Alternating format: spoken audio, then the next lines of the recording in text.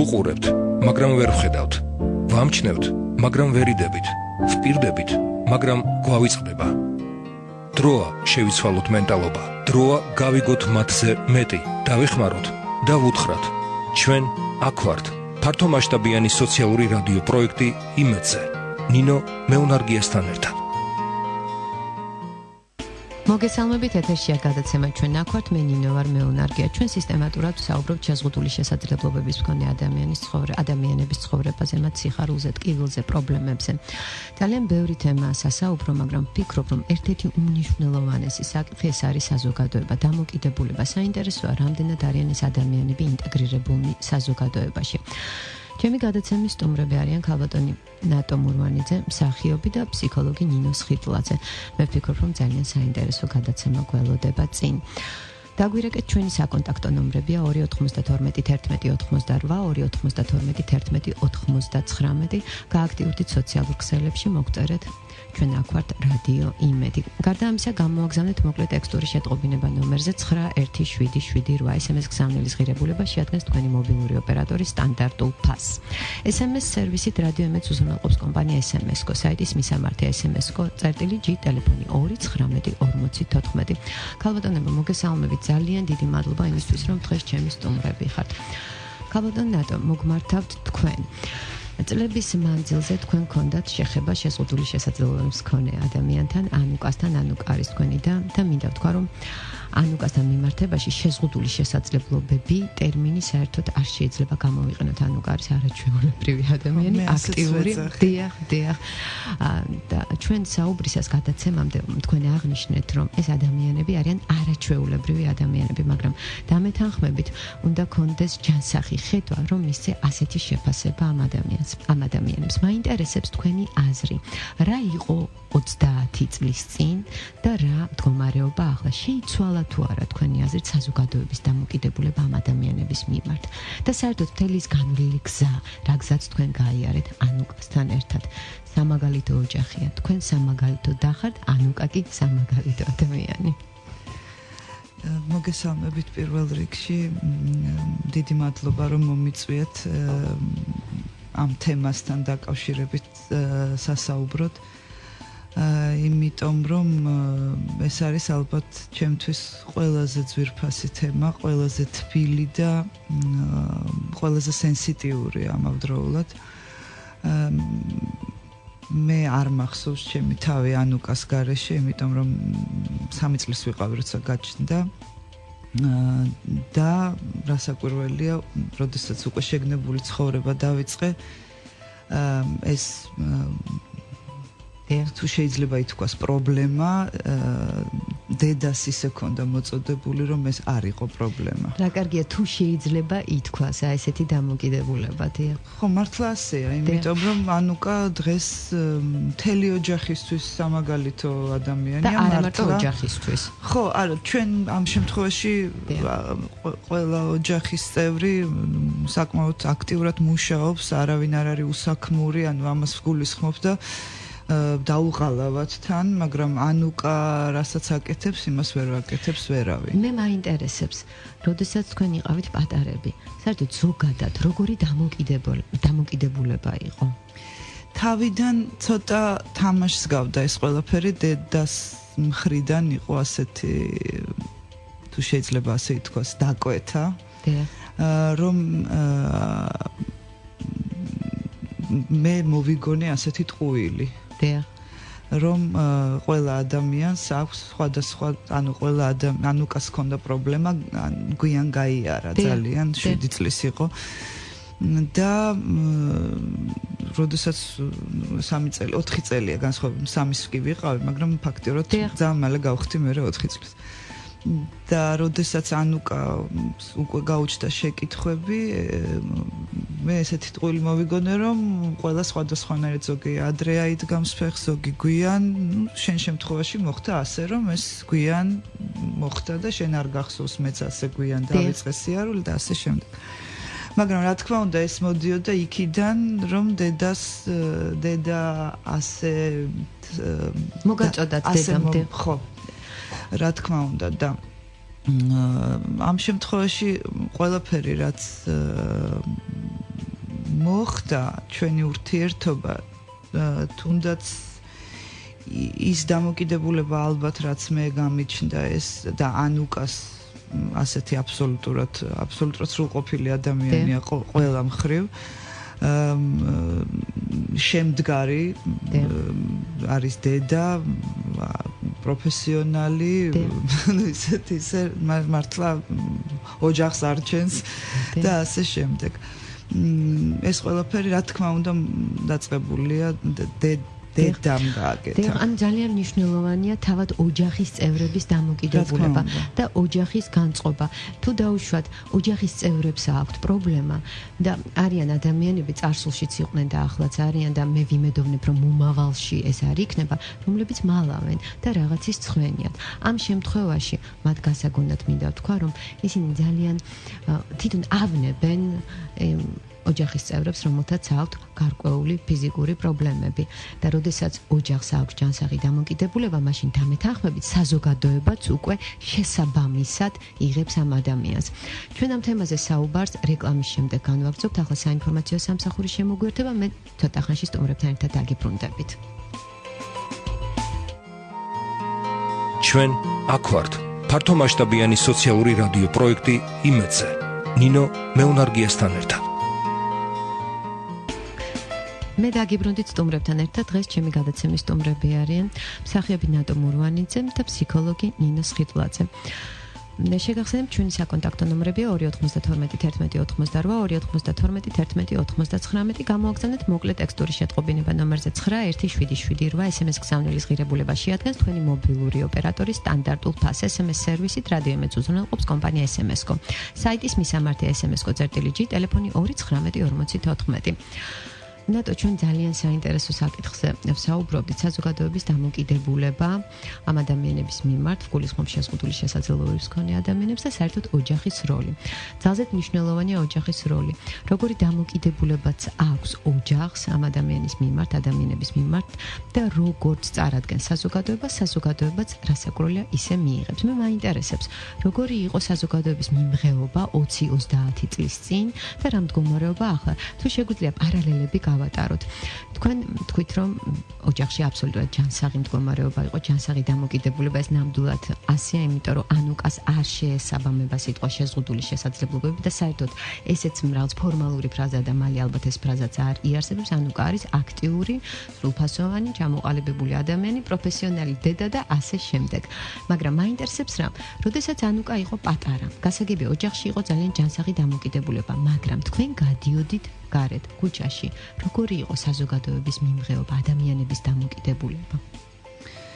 ცით რა არის, მე მგონია რომ დიდად არ შეცვლილა დამოკიდებულება, თუმცა რაღაცა ცვლილება მაინც არის. ან მე გულისხმობ რომ უკეთესობისკენ, ჯერ ეს ერთი საინფორმაციო სივრცე არის გახსნილი და ელემენტარულად ადამიანებს უკვე აქვთ ამ ინფორმაციის მიღების საშუალება. ნაკლებად ხდებოდა ჯერ ეს ერთი მაშინ მართლა ერთი არხი იყო სულ და გაზეთში და ჟურნალში ეს არ იწერებოდა და აქედან გამომდინარე რომ დაინახავდნენ, მე ვფიქრობ რომ უხერხული მდგომარეობის გამო ხდებოდა არაადეკვატური შეფასება. მაგრამ არაადეკვატური შეფასება, რა თქმა უნდა, ძალიან მტკივნეულია იმ ადამიანებისთვის, ვინც ახლავს, რა თქმა უნდა, ეს ამ შემთხვევაში მე და ანუკას თავისთავად ალბათ ეს ტკიოდა, მაგრამ იცით რა არის, ეს განსაკუთრებით ეს ხაზგასმით არ მახსოვს და არც გავბრაზებულ ვართ ამაზე, იმდენად რამდენადაც მე მგონი ამაზე ხაზი არ იყო გასმული ოჯახშიც. და თქვენ თავად ჯანსაღი დამოკიდებულება. ხო, იცით რა არის, აი ხლა ძალიან მინდა რომ ვიცი რომ ხა საზოგადოებაზე ვსაუბრობთ, მაგრამ უბრალოდ გამახსენდა დედა ვინაიდან ბალერინა იყო, რა თქმა უნდა, ყველა გოგოს ოცნება ბალერინობა, დასაწყისში არ არსებობს მე მგონი გოგო, ვინც რაღაც პერიოდი მაინც არის ოცნება, 2 დღე მაინც. და ჩვენ მით უმეტეს ვიზრდებოდით ოპერისა და ბალეტის თეატრის კულისებში. და იმისთვის რომ დედას ეცეკვა, მაშინ ჯერ ერთი არ იყო ძიძების ინსტიტუტი, ეს ერთი და მეორეც ერთი ანუკას შემთხვევაში ძიძა ვერც იარსებებდა. ამიტომ ვიზრდებოდით კულისებში. რა თქმა უნდა, ანუკას ოცნებაც იყო ბალერინობა, ისევე როგორც ჩემი. მაგრამ ანუკას ამეცადინებდა ყოველ დღე არც მეტი არც ნაკლები ქართული ბალეტის ლეგენდა ვერა წიგნაძე. ოღონდ ბალეტს. იატაკზე. ანუ ეს იყო იატაკის სავარჯიშოები, რომელიც სპეციალურად ანუკას, მაგრამ ანუკა დარწმუნებული იყო იმაში, რომ ისეთი პროგრესი იქნება, რომ როდესღაც დადგება სცენაზე და იქნება ბალერინა. ანუ ეს პატარა ბავშვის ოცნება არავინ არ გადაუყვანა და ანუ ბრძოლას შეაჩვია მაგამ. ეს სამაგალითოა ეს დამოკიდებულება. რომ ეს არ იყო ის რომ არა ეს რა თქვა სასასულელია და ბალეტია, ნუ ხო მართლა აბსურდია, ხო? მაგრამ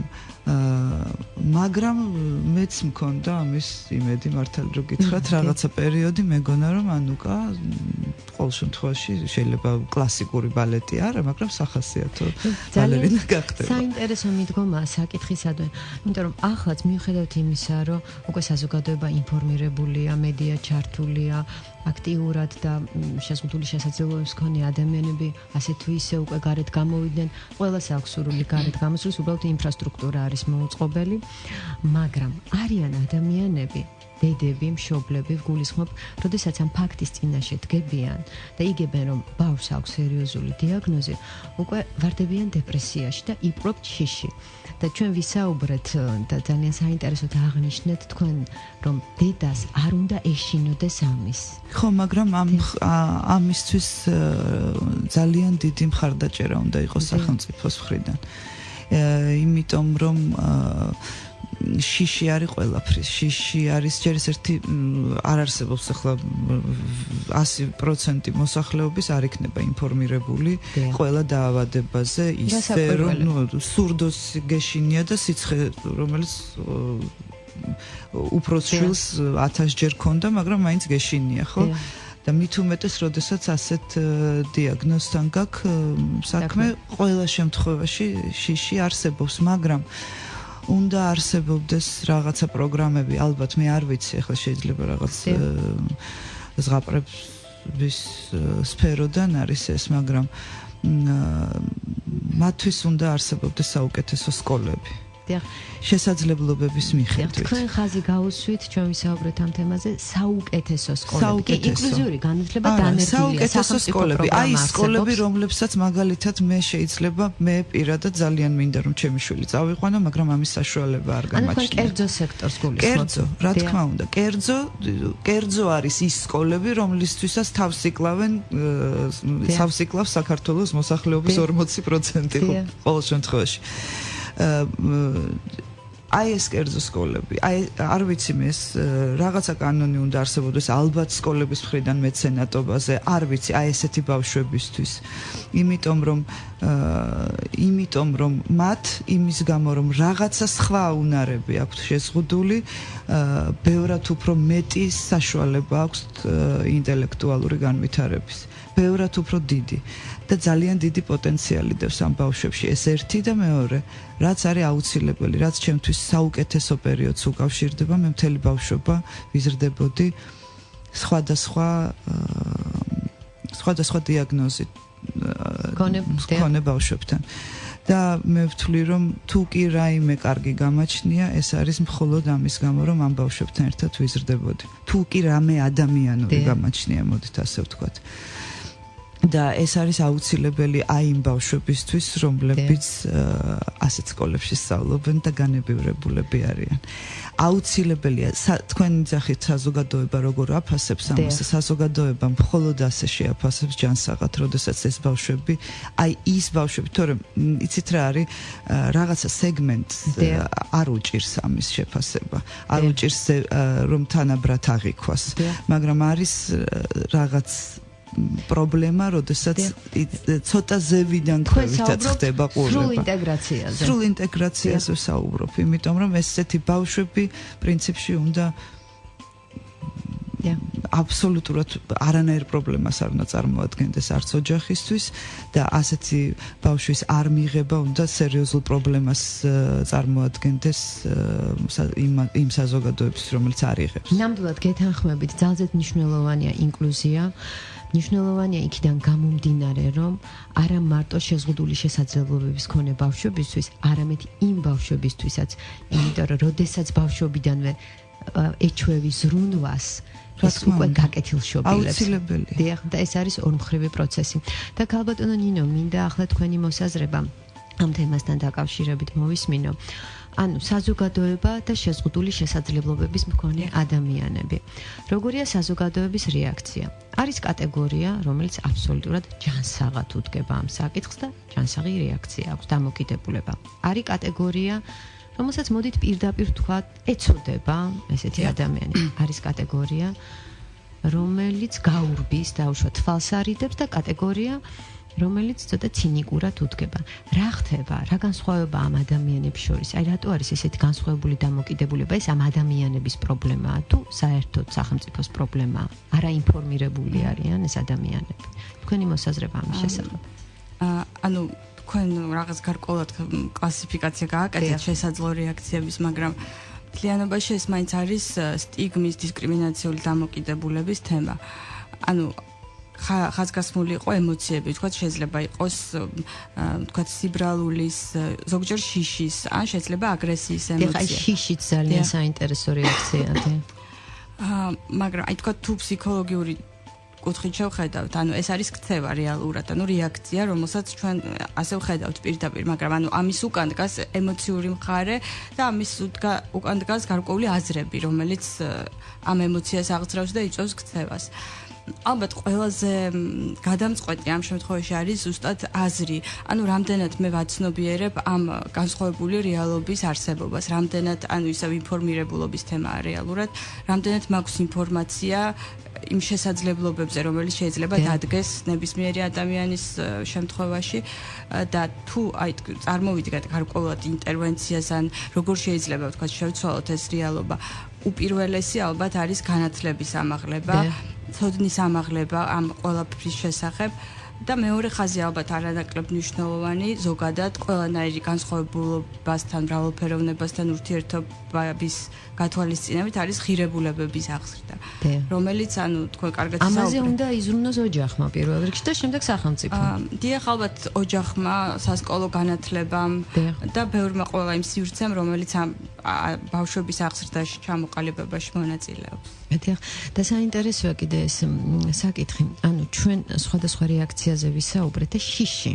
ძალიან ხშირად არის ასეთი რეაქცია, რომ როდესაც თუნდაც ხედავენ ეტლით მოსარგებლეს, მე პირადად ერთმა ადამიანმა მითხრა, მე მეშინია ეტლით მოსარგებლე ადამიანის. როგორ შეიძლება გეშინოდეს? ეს ანუ ინფორმირებულობის ნაკლებობის გამო, ინფორმაციის ნაკლებობის თუ რის გამო ხდება? ანუ ზუსტად იმის გამო, რომ ჩვენთან ხშირად იყო, ანუ საზოგადოებრივ ცხოვრებაში მათი ჩართულობა იყო საკმაოდ მცირე. ანუ სულ ცოტა ფიზიკური გარემოა არა ადაპტირებული იმისთვის, რომ ხელმისაწვდომი იყოს ყველა შენობა, ხელმისაწვდომი იყოს საზოგადოებრივი ტრანსპორტი.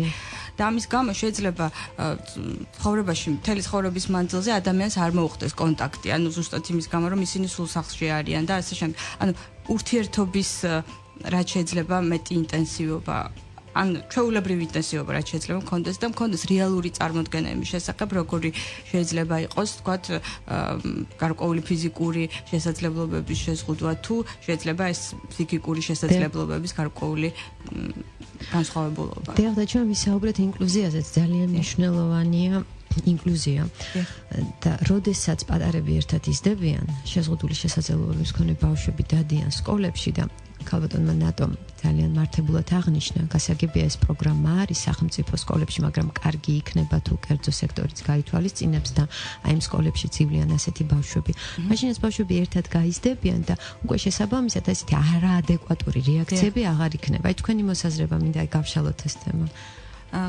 თავისთავად ანუ ინკლუზიური განათლების შედეგები და ანუ დადებითი მხარეები ძალიან მრავალმხრივია, მაგრამ ერთ-ერთი მნიშვნელოვანი ზუსტად ეს არის, რომ ბავშვი, რომელიც აი ამ მრავალფეროვან გარემოში თანამონაწილეობით ვითარდება, მისი აი სულ ცოტა თუნდაც მისი შემეცნებითი შესაძლებლობებიც განსხვავებულია. ანუ ეს ყველაფერზე ახდენს გავლენას. ერთია რომ სოციალური უნარები და თუნდაც შემეცნებითი შესაძლებლობები, რომ აღარაფერი ვთქვათ ღირებულებების განვითარებაზე.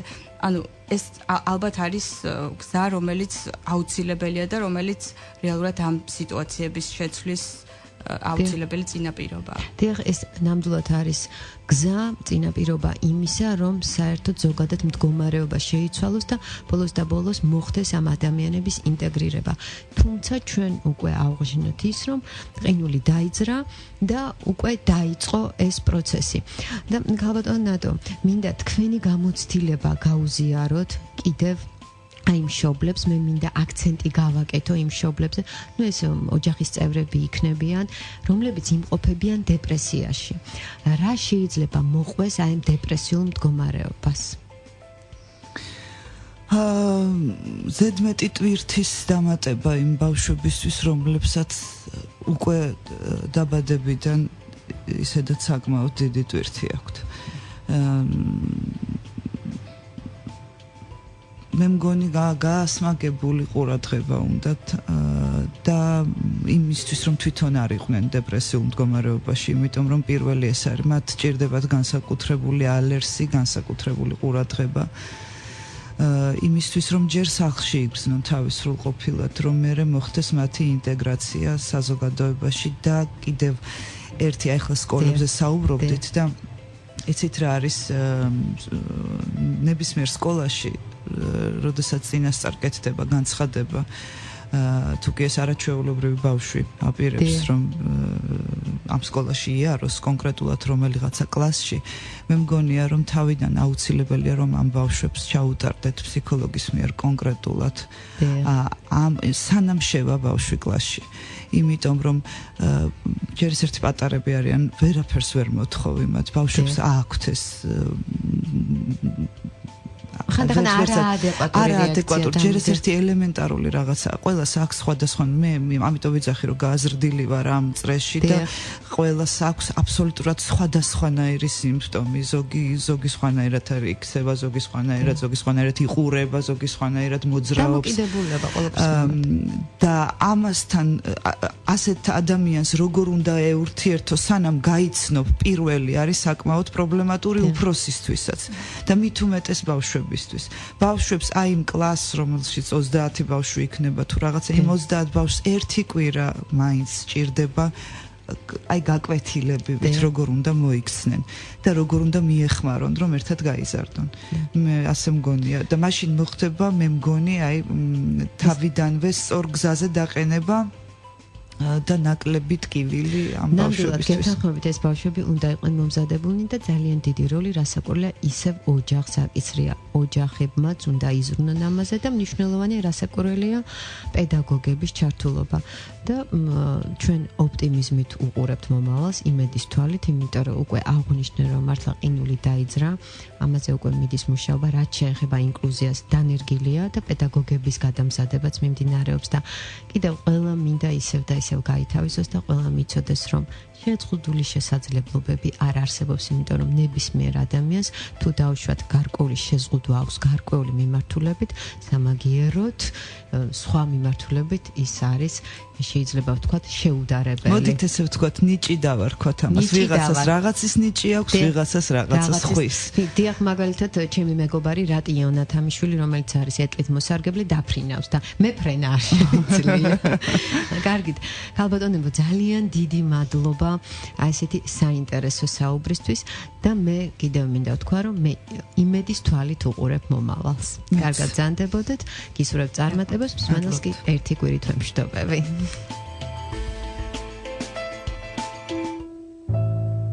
ვუყურებთ, მაგრამ ვერ ვხედავთ. ვამჩნევთ, მაგრამ ვერ იდებით. ვპირდებით, მაგრამ გვავიწყდება. დროა შევიცვალოთ მენტალობა. დროა გავიგოთ მათზე მეტი. დავიხმაროთ და ვუთხრათ. ჩვენ აქ ვართ. ფართომასშტაბიანი სოციალური რადიო პროექტი იმედზე. ნინო მეუნარგიასთან ერთად.